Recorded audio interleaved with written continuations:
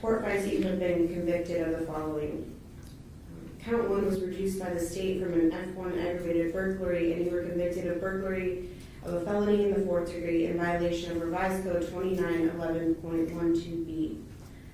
Count 2, cruelty to companion animals, a felony in the 5th degree, was dismissed by the state. Count 3, assault, a misdemeanor in the 1st degree, in violation of 2903.13a.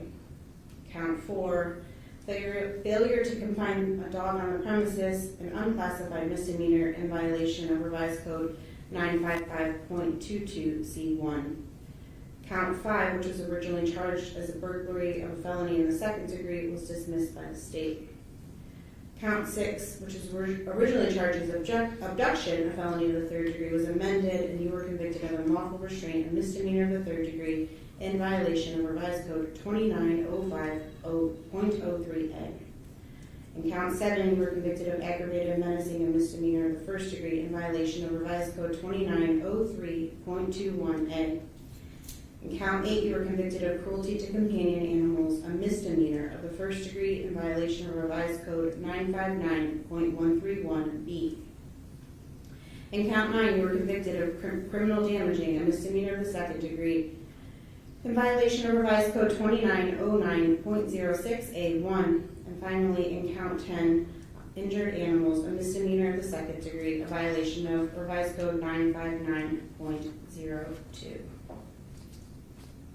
The court finds that a sanction other than a prison term would adequately punish you and protect the public from future criminal violations because the applicable factors indicating a lesser likelihood of recidivism outweigh the applicable factors indicating a greater likelihood of recidivism. A sanction other than a prison term would not demean the seriousness of the offense because factors indicating your conduct in committing the offense was less serious than conduct normally constituting the offense outweigh factors indicating your conduct was more serious than conduct normally constituting the offense. It will be the judgment of law and sentence of the court as follows. Mr. Homolya, I truly do appreciate your service to this country and that you have dedicated your life's work to public service.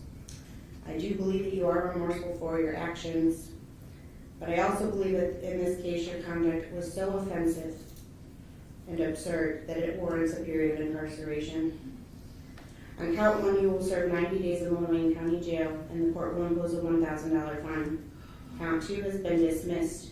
On Count 3, you will serve 60 days in the Lorain County Jail, and the court will impose a $500 fine.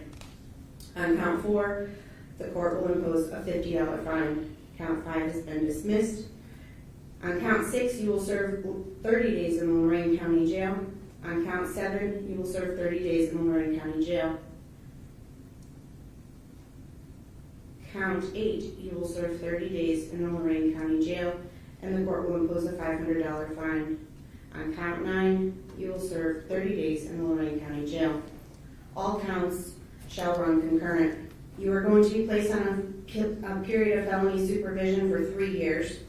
You are to undergo a psychological evaluation and follow all treatment recommendations, and I truly appreciate that you've already taken the steps to get counseling, and I ask that you fully cooperate and continue down that path. You are to enter and successfully complete anger management at your own expense. You must obey all state and federal laws. You are not to leave the state of Ohio without the permission of your probation officer. You are to obey all orders and directions by your probation officer. You must pay a community control supervision fee of $720, which can be paid at $20 per month. You must pay your court costs within 3 years and pay fines within 3 years. Restitution is hereby ordered in the amount of $4,680.97, which must be paid in full within 1 year. You are to have no contact with Christopher Hagan. Mr. Homolya, if you violate the terms and conditions of community control that I have given to you, you will receive 18 months in prison. If I do send you to prison upon your release, you will be placed on up to 2 years of discretionary post-release control. If you were to violate the terms and conditions of post-release control, you would be returned to prison in increments of 15, 30, 60, or 90 days, up to 1/2 of your stated prison term. If your violation is a new felony, you would be returned to prison to serve the maximum amount of time that remains unserved on post-release control or 1 year, whichever is longer. And finally, if you are convicted of a new felony, you would serve the time of that new felony consecutive to the time for the violation of post-release control.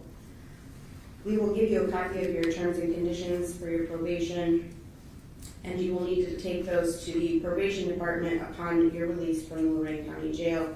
At this time, you are hereby remanded into the custody of the Lorain County Jail. Your Honor, may I request a delayed report date for Mr. Homolya to get his affairs in order? He's lived in this community his entire life. He's not a flight risk, and he is self-employed, Your Honor.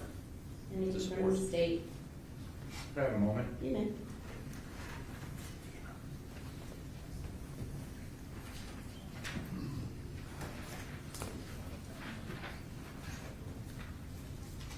Your Honor, after consulting with the main victim, Mr. Hagan, he's okay with a report date, once again, showing grace.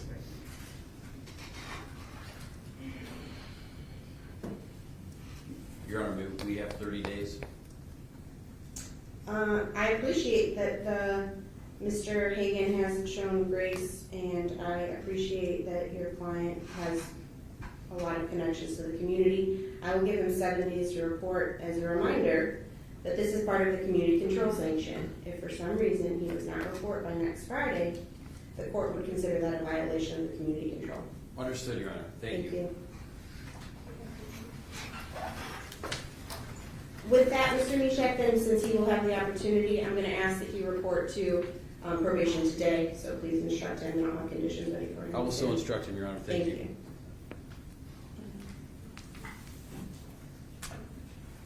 Thank you. Good luck to you, sir.